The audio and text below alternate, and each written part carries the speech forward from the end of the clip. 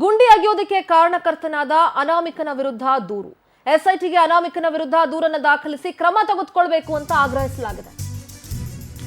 ಮಹತ್ವದ ತನಿಖೆ ನಡೀತಾ ಇದೆ. ಈ ಸಂದರ್ಭದಲ್ಲಿ ಆತ ಎಸ್ಐಟಿ ವಶದಲ್ಲಿರಬೇಕು, ಆದ್ರೆ ಅವನನ್ನ ಪ್ರತಿದಿನ ಬಿಟ್ಟು ಕಳಿಸ್ತಾ ಇರೋದು ಯಾಕೆ? ಅನಾಮಿಕನನ್ನ ಬಿಡುವ ಬಗ್ಗೆ ಪ್ರಶ್ನಿಸಿ ಎಸ್ಐಟಿಗೆ ಶ್ಯಾಮ್ ಸುಂದರ್ ಅನ್ನೋರು ದೂರನ್ನ ಕೊಟ್ಟಿದ್ದಾರೆ. ತನಿಖಾ ಸಂದರ್ಭದಲ್ಲಿ ಆತನನ್ನ ಫ್ರೀ ಯಾಕೆ ಬಿಟ್ಟಿದ್ದೀರಿ? ತನಿಖೆ ಮುಗಿಸ್ಕೊಂಡು ವಾಪಸ್ ಮನೆಗೆ ಹೋಗಕ್ಕೆ ಯಾಕೆ ಬಿಟ್ಟಿದ್ದೀರಿ? ಇಷ್ಟೊಂದು ಮಹತ್ವದ ತನಿಖೆ ನಡೀತಾ ಇರಬೇಕಾದ್ರೆ ಇಂಥ ಸಂದರ್ಭದಲ್ಲಿ ಆತ ಎಸ್ಐಟಿ ವಶದಲ್ಲಿರ್ಬೇಕಲ್ವಾ? ಅವನನ್ನ ಬಿಟ್ಟು ಕಳಿಸ್ತಾ ಇರೋದ್ರ ಬಗ್ಗೆ ಶ್ಯಾಮ್ ಸುಂದರ್ ಅನ್ನೋರು ದೂರನ್ನ ಕೊಟ್ಟಿದ್ದಾರೆ. ಎಸ್, ಬಹಳ ಪ್ರಮುಖವಾದ ತನಿಖೆ ನಡೀತಾ ಇದೆ ಸರ್. The most important. ಯಾಕಂತಂದ್ರೆ ಇದೊಂದು ಧಾರ್ಮಿಕ, ಒಂದು ಬಹುದೊಡ್ಡ ಒಂದು ಹಿಂದೂ ಧಾರ್ಮಿಕ ಕ್ಷೇತ್ರದ ಪ್ರಶ್ನೆ, ಅಲ್ಲಿನ ಅಸ್ತಿತ್ವದ ಪ್ರಶ್ನೆ, ಒಬ್ಬ ಧರ್ಮಾಧಿಕಾರಿಯವರ ಅಸ್ತಿತ್ವದ ಪ್ರಶ್ನೆ, ಆ ಊರಿನ ಜನರ ಭಾವನೆಯ ಪ್ರಶ್ನೆ. ಇದೆಲ್ಲದರ ನಡುವೆ ಒಬ್ಬ ಎಸ್ಐಟಿಗೆ ಒಬ್ಬ ಅನಾಮಿಕ ಬಂದು ದೂರು ಕೊಟ್ಟಾಗ ಆತನನ್ನ ಬಿಟ್ಟು ಕಳಿಸ್ತಾ ಇರೋದು ಯಾಕೆ ಅಂತ, ಅವನನ್ನ ಎಸ್ಐಟಿ ವಶದಲ್ಲೇ ಇಟ್ಕೊಂಡಿರ್ಬೇಕಾಗಿತ್ತಲ್ವಾ?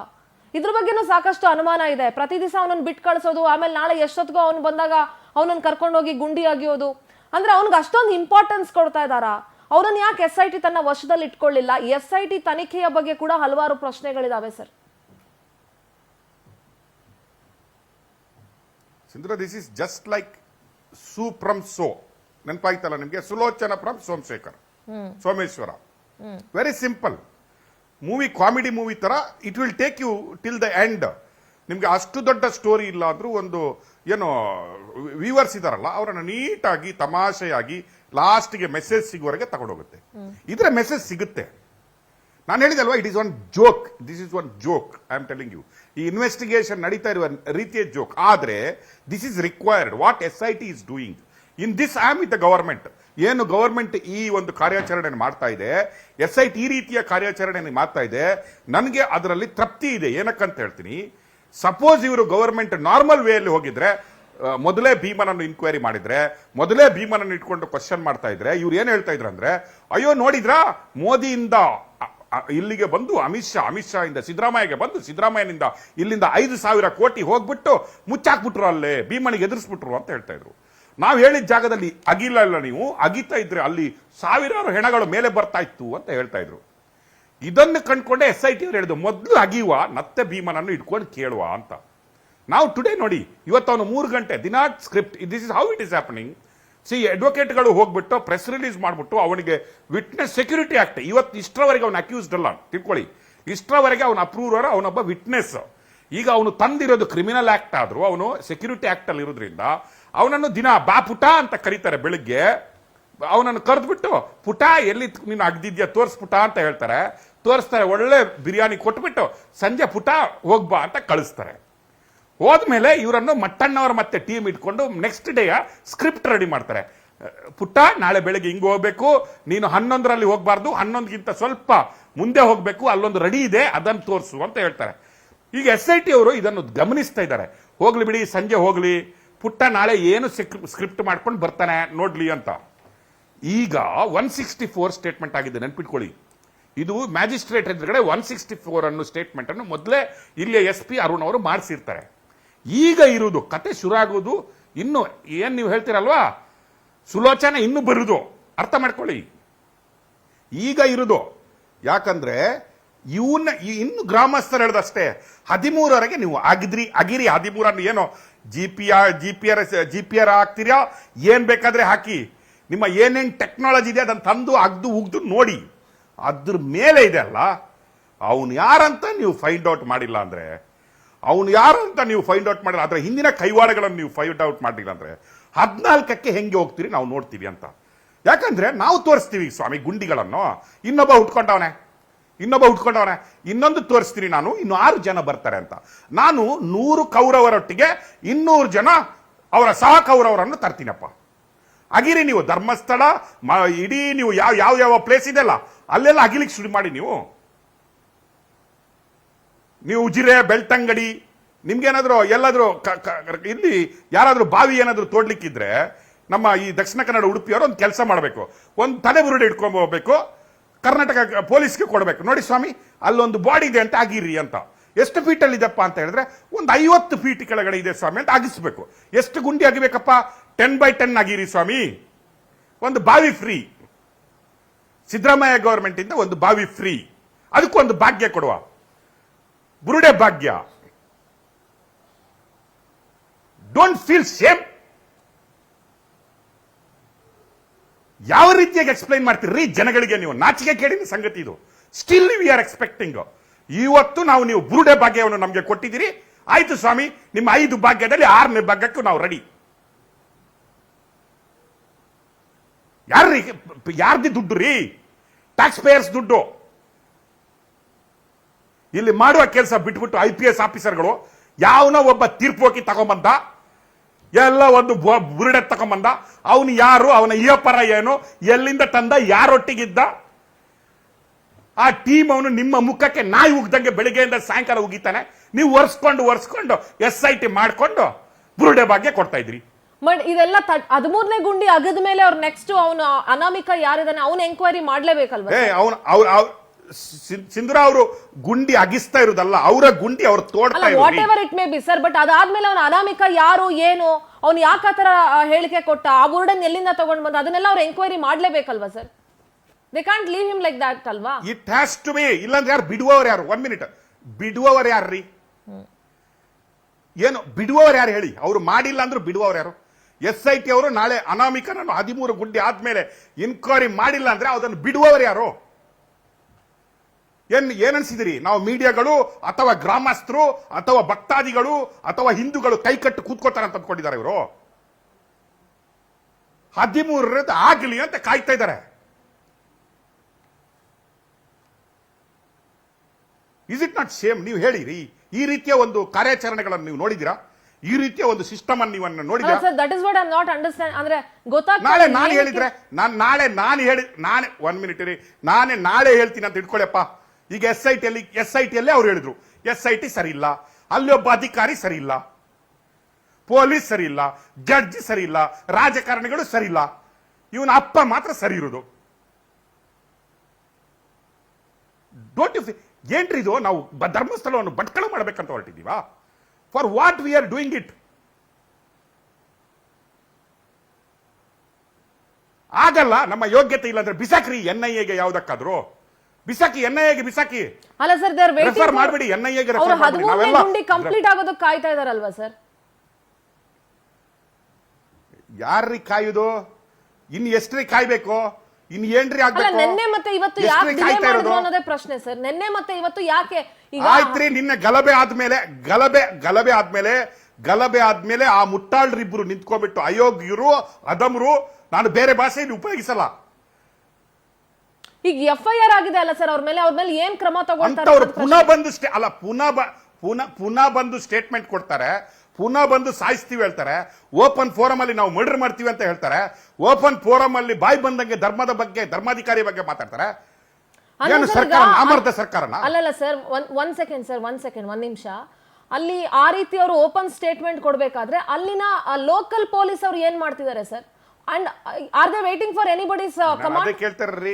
ಲೋಕಲ್ ಪೊಲೀಸ್, ಸಿಂಧೂರ್ ಅವರೇ, ಲೋಕಲ್ ಪೊಲೀಸ್ ಅಂದ್ರೆ ಗವರ್ಮೆಂಟ್ ಪೊಲೀಸ್ ಅವರು ಗವರ್ಮೆಂಟ್ ಅಂಡರ್ ಅಲ್ಲಿ ಇರೋದು. ಅದೇ ಸರ್, ಗವರ್ನಮೆಂಟ್ ಅವರು ಆ ಸ್ಟೇಟ್ಮೆಂಟ್ ಅದನ್ನೇ ಕೇಳ್ತಾ ಇರೋದು. ಸರ್ಕಾರ ಏನ್ ಮಾಡ್ತಾ ಇದೆ? ಗೃಹ ಮಂತ್ರಿಗಳ ಕಾಯ್ತಾ ಇದೀವಿ, ಯಾರು ಕಾರಣ ಅಂತ ಹೇಳ್ತಾ ಇದೀವಿ, ಹುಡುಕ್ತಾ ಇದೀವಿ. ಹುಡುಕುದೇನಕ್ಕರಿ?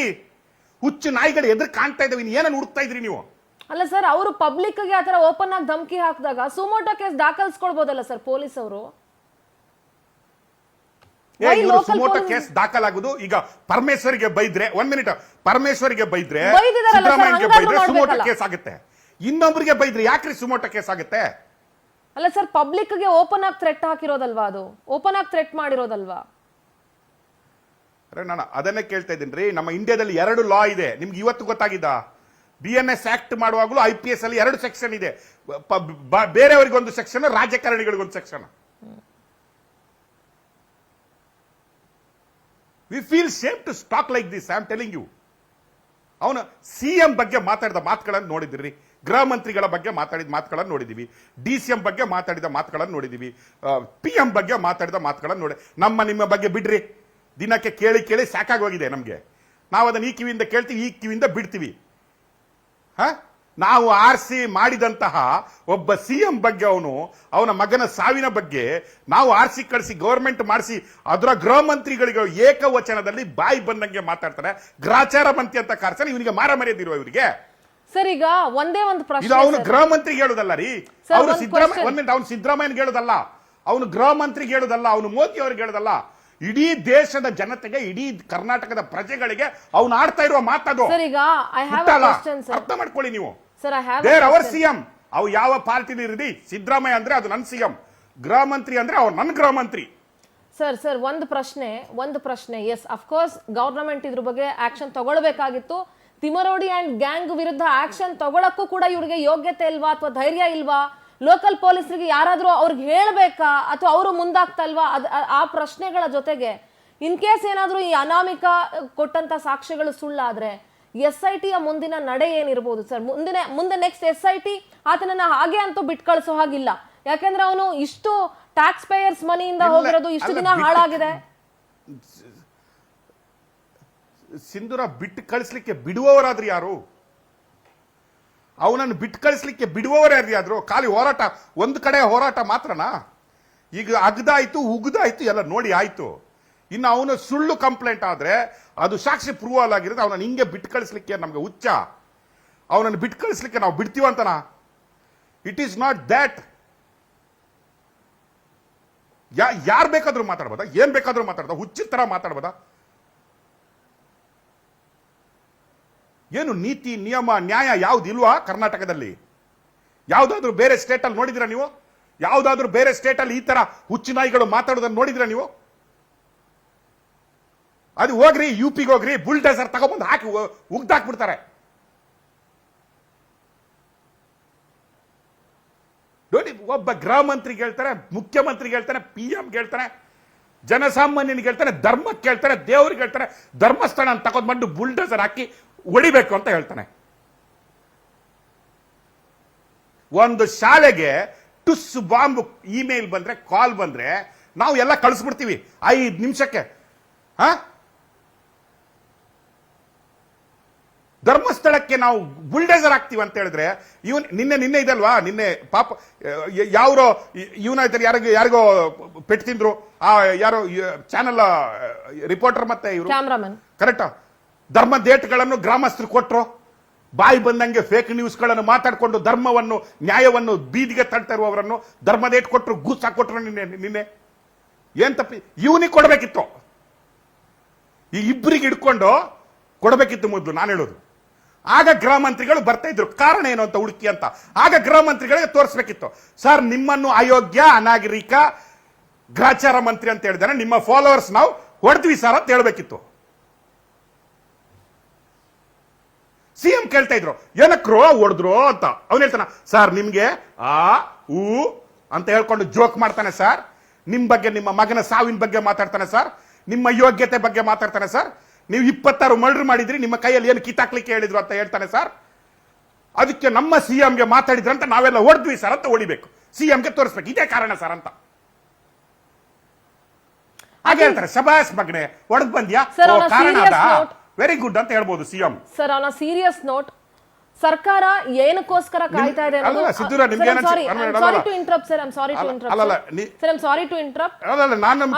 ಸೀರಿಯಸ್ ನೋಟ್ ಅಂತ ಹೇಳಿ 1 ಮಿನಿಟ್. ಸರ್ಕಾರದ ಉದ್ದೇಶ ಏನು ಅನ್ಸಿಲ್ವಾ ನಾನು ಮಾತಾಡಿದ್ದು? ನೋ ಸರ್, ನಾನು ಆತರ ಹೇಳ್ತಾ ಇಲ್ಲ, ಆ ಅರ್ಥದಲ್ಲಿ ಹೇಳ್ತಾ ಇಲ್ಲ. Extremely sorry sir. ಏನಕ್ಕೆ ಹೇಳ್ತಿದ್ದೀನಿ ಅಂದ್ರೆ, ಸರ್ಕಾರದ ಉದ್ದೇಶ ಏನು ಇದ್ರಲ್ಲಿ ಅನ್ನುವಂಥದ್ದು ಲಕ್ಷಾಂತರ ಜನ ಭಕ್ತರ ಮನಸ್ಸಿನಲ್ಲಿದೆ ಸರ್. ಯಾಕೆಂದ್ರೆ ಸಾಮಾನ್ಯ ಜನರು ಬೀದಿಗಿಳಿದು ಹೋರಾಟ ಮಾಡಲ್ಲ, ಆದ್ರೆ ಧಾರ್ಮಿಕ ಭಾವನೆಗಳಿಗೆ ಧಕ್ಕೆ ಬರದಂತೆ ಕಾಪಾಡಬೇಕಾಗಿರುವಂತ ಸರ್ಕಾರದ ಉದ್ದೇಶ ಏನು? ಏನಕ್ಕೋಸ್ಕರ ಸುಮ್ಮನಿದ್ದಾರೆ? ವೋಟ್ ಬ್ಯಾಂಕ್ಗೋಸ್ಕರ ಸುಮ್ಮನಿದಾರ ಅಥವಾ ಇನ್ನೇನಾದ್ರೂ ಇವ್ರ ತಲೆಯಲ್ಲಿ ಇದೆಯಾ? ಯಾಕೆ ಧರ್ಮಸ್ಥಳದ ವಿಚಾರದಲ್ಲಿ ಇವರು ಮುನ್ನಡೆಗೆ ಬಂದು ಒಂದು ಸ್ಟ್ರಿಕ್ಟ್ ಆಕ್ಷನ್ ತಗೊಳ್ತಾ ಇಲ್ಲ ಅನ್ನೋದು ದೊಡ್ಡ ಪ್ರಶ್ನೆ ಸರ್. ಇದು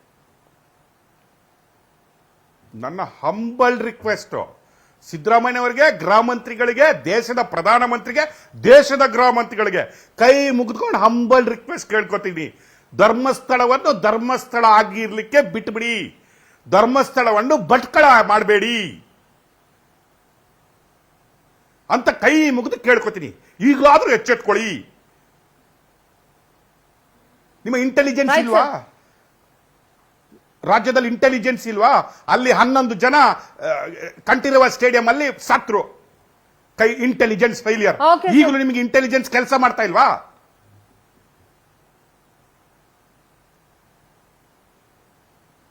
right sir, right. Thank you so much sir ಚರ್ಚೆಯಲ್ಲಿ ಭಾಗಿಯಾಗಿದ್ದಕ್ಕೆ. ಸರ್ಕಾರನ ಪ್ರಶ್ನೆ ಮಾಡಲೇಬೇಕಾಗತ್ತೆ, ಯಾಕಂದ್ರೆ ಸರ್ಕಾರ ಆನ್ಸರಬಲ್ ಇದಕ್ಕೆ. ಯಾಕೆಂದ್ರೆ ಇಷ್ಟೆಲ್ಲ ನಡಿಬೇಕಾದ್ರೆ ಒಂದು ಭಕ್ತ ಸಮೂಹಕ್ಕೆ ಓಪನ್ ಆಗಿ ಕೊಲೆ ಬೆದರಿಕೆಯನ್ನ ಹಾಕಿದಾಗ, ಒಂದು ಧಾರ್ಮಿಕ, ಒಂದು ಬಹುದೊಡ್ಡ ಹಿಂದೂ ಧಾರ್ಮಿಕ ಕ್ಷೇತ್ರದ ಬಗ್ಗೆ ಇಷ್ಟು ಅವಹೇಳನಕಾರಿಯಾಗಿ ಮಾತನಾಡುವಾಗ ಸರ್ಕಾರ ಜವಾಬ್ದಾರಿಯುತವಾಗಿ ನಡ್ಕೊಳ್ಬೇಕೇ ಹೊರತು ಈ ರೀತಿ ಏನೋ ನೆಪ ಮಾತ್ರಕ್ಕೆ ಒಂದು SIT ಮಾಡಿ ಏನೋ ಮಾಡ್ತಿದೀವಿ ಅನ್ನೋ ತರ ಆದ್ರೆ ಅಟ್ಲೀಸ್ಟ್ ಏನಾಗ್ತಿದೆ ಅನ್ನೋದ್ರ ಬಗ್ಗೆ ಕೂಡ ಜನರಿಗೆ ಒಂದು ಮಾಹಿತಿಯನ್ನ ಕೊಡುವಂತ ಕೆಲಸ ಒಂದು 10 ದಿವಸ ಆದ್ರೂ ಮಾಡದೇ ಇದ್ರೆ ನಿಜಕ್ಕೂ ಅಲ್ಲಿನ ಭಕ್ತರ ತಾಳ್ಮೆಯ ಕಟ್ಟೆ ಹೊಡೆದಾಗ ಮುಂದಾಗುವಂತ ಅನಾಹುತಗಳಿಗೆ ಸರ್ಕಾರ, ರಾಜ್ಯ ಸರ್ಕಾರ ನೇರವಾಗಿ ಹೊಣೆಯನ್ನ ಹೊತ್ತುಕೊಳ್ಬೇಕಾಗತ್ತೆ ಅಂತ ಹೇಳ್ತಾ ಈ ಕಾರ್ಯಕ್ರಮ ಇಲ್ಲಿಗೆ ಮುಗಿಸ್ತಾ ಇದ್ದೀನಿ.